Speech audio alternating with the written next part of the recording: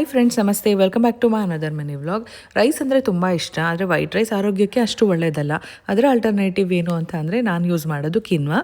ಇದು ಒಂದು millet plant seed ಅಂತ ಹೇಳ್ಬೋದು. ಇದ್ರ ಬಗ್ಗೆ ಹೆಚ್ಚಿನ ಮಾಹಿತಿ ಡಿಸ್ಕ್ರಿಪ್ಷನಲ್ಲಿದೆ, ಚೆಕ್ ಮಾಡಿ. ಈ ಕಿನ್ವಾನ ಯೂಸ್ ಮಾಡಿ ನಾನು ಇವತ್ತು ಟೊಮೆಟೊ ಬಾತ್ ಮಾಡ್ತಾ ಇದ್ದೀನಿ. ಬರೀ ಇದು ಒಂದೇ ಅಲ್ಲ, ಪಲಾವ್ ಮಾಡ್ಬೋದು, ಪೊಂಗಲ್ ಮಾಡ್ಬೋದು, ಬಿಸಿಬೇಳೆ ಬಾತ್ ಮಾಡ್ಬೋದು. ಇಲ್ಲ ಟಿಫನ್ ಐಟಮ್ಸ್ ಬೇಡ ಅನ್ನೋದಾದರೆ ವೈಟ್ ರೈಸ್ ಥರ ಅದರ ಆಲ್ಟರ್ನೇಟಿವ್ ಆಗಿ ಬರೀ ಕಿನ್ವಾ ಮಾಡಿ ಸಾಂಬಾರ್ ಜೊತೆ ಕೂಡ ತಿನ್ಬೋದು. ಫೈಬರ್ ರಿಚ್ ಫುಡ್ ಆಗಿರೋದ್ರಿಂದ ಸ್ವಲ್ಪ ತಿಂದರೂ ಹೊಟ್ಟೆ ತುಂಬುತ್ತೆ, ತುಂಬ ಹೊತ್ತಾದರೂ ಹೊಟ್ಟೆ ಹಶ್ವಾಗೋದಿಲ್ಲ. ಸೊ ರೆಸಿಪಿ ನೋಡ್ಕೊಳ್ಳೋಣ. ಮೊದಲಿಗೆ ನಾನು 1 ಗ್ಲಾಸಷ್ಟು ಕಿನ್ವಾ ತೊಗೊಂಡು ನೀಟಾಗಿ 2ರಿಂದ 3 ಸರಿ ತೊಳೆದು ನೀರು ಹಾಕಿ ನೆನೆಸಿಟ್ಟಿದ್ದೆ. ಒಂದೇ ಸರಿ ಅಳತೆ ಮಾಡಿ ಇಟ್ಟಿದ್ದೆ, ಅದೇ ನೀರನ್ನ ಹಾಕ್ತೀನಿ. 30 ನಿಮಿಷಗಳ ಕಾಲ ನೆನೆಸಿಟ್ಟಿದ್ದೆ. ಟೈಮ್ ಇಲ್ಲ ಅಂದರೆ 15 ಮಿನಿಟ್ಸ್ ನೆನೆಸಿದ್ರು ಸಾಕು. ಓವರ್ ನೈಟ್ ಸೋಕ್ ಮಾಡಿದ್ರೆ ಇನ್ನೂ ಒಳ್ಳೆಯದು. ಸೊ ರೆಸಿಪಿ ಬಂದು ತುಂಬಾ ಸಿಂಪಲ್. ಫಸ್ಟ್ 2ರಿಂದ 3 ಸ್ಪೂನ್ ಎಣ್ಣೆ ಹಾಕ್ತೆ, ಚಕ್ಕೆ, ಲವಂಗ, ಕಸೂರಿ ಮೇಥಿ ಹಾಕಿ ಹಸಿಮೆಣಸಿನ್ಕಾಯಿ, ಈರುಳ್ಳಿ ಆ್ಯಡ್ ಮಾಡಿದೆ. ಈರುಳ್ಳಿ ಕೆಂಪಗಾದ್ಮೇಲೆ ಶುಂಠಿ ಬೆಳ್ಳುಳ್ಳಿ ಪೇಸ್ಟ್ ಹಾಕಿ ಹಸಿ ವಾಸನೆ ಹೋಗೋವರೆಗೂ ಫ್ರೈ ಮಾಡಿಕೊಂಡು, ಅದಾದಮೇಲೆ ಹಸಿ ಬಟಾಣಿ, ಹಚ್ಚಿಟ್ಕೊಂಡಿರೋಂಥ ಪುದೀನ, ಕೊತ್ತಂಬರಿ ಸೊಪ್ಪು ಹಾಕ್ತೆ.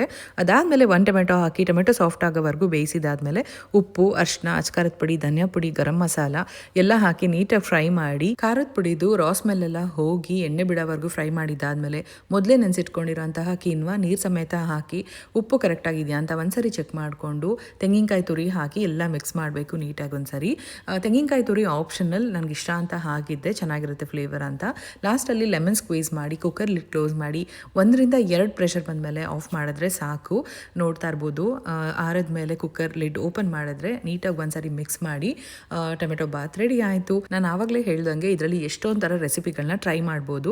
ಸ್ಟಾರ್ಟಿಂಗ್ ತಿನ್ನಬೇಕಾದ್ರೆ ಫಸ್ಟ್ 2 ಟೈಮ್ಸ್ ಹೊಸದು ಅನ್ಸುತ್ತೆ, ಬಟ್ ಅಭ್ಯಾಸ ಆಗ್ತಾ ಹೋಗುತ್ತೆ. ನಾನಿಲ್ಲಿ ಹಸ್ಬೆಂಡ್ಗೆ ಲಂಚ್ ಬಾಕ್ಸ್ ಪ್ಯಾಕ್ ಮಾಡ್ತಾ ಇದ್ದೆ. ಮಕ್ಕಳಿಗೆ ಸ್ಪ್ರಿಂಗ್ ಬ್ರೇಕ್ ಇರೋದ್ರಿಂದ ಮನೇಲೇ ಇದ್ದಾರೆ, ನಮ್ಮೆಲ್ಲರಿಗೂ ಬ್ರೇಕ್ಫಾಸ್ಟ್ಗೆ ಆಗುತ್ತೆ ಅಂತ ಹೇಳ್ಬಿಟ್ಟು. ಹಾಗೆ ಇದ್ರ ಜೊತೆಗೆ ನಾನು ಕ್ಯಾರೆಟ್ ಕೂಡ ಒಂದು ಬಾಕ್ಸ್ಗೆ ಪ್ಯಾಕ್ ಮಾಡಿದ್ದೆ. ನಿಮಗೆ ಈ ರೆಸಿಪಿ ಇಷ್ಟ ಆಗಿದ್ರೆ ಒಂದ್ಸರಿ ಟ್ರೈ ಮಾಡಿ ನೋಡಿ. ಹಾಗೆ ನೀವು ಕಿನ್ವಾ ಯೂಸ್ ಮಾಡಿ ಏನೆಲ್ಲ ರೆಸಿಪಿ ಮಾಡ್ತೀರಾ ಅಂತ ಕಮೆಂಟಲ್ಲಿ ಕೂಡ ತಿಳಿಸಿ. ನೆಕ್ಸ್ಟ್ ಡೇ ನಾನು ವೆಜಿಟೇಬಲ್ಸು, ಪನ್ನೀರೆಲ್ಲ ಹಾಕಿ ಪಲಾವ್ ಮಾಡಿದ್ದೆ.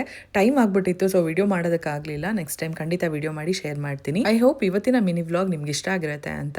ಇಷ್ಟ ಆಗಿದ್ರೆ ಲೈಕ್ ಮಾಡಿ, ಶೇರ್ ಮಾಡಿ, ಫಾಲೋ ಮಾಡಿ. Thank you.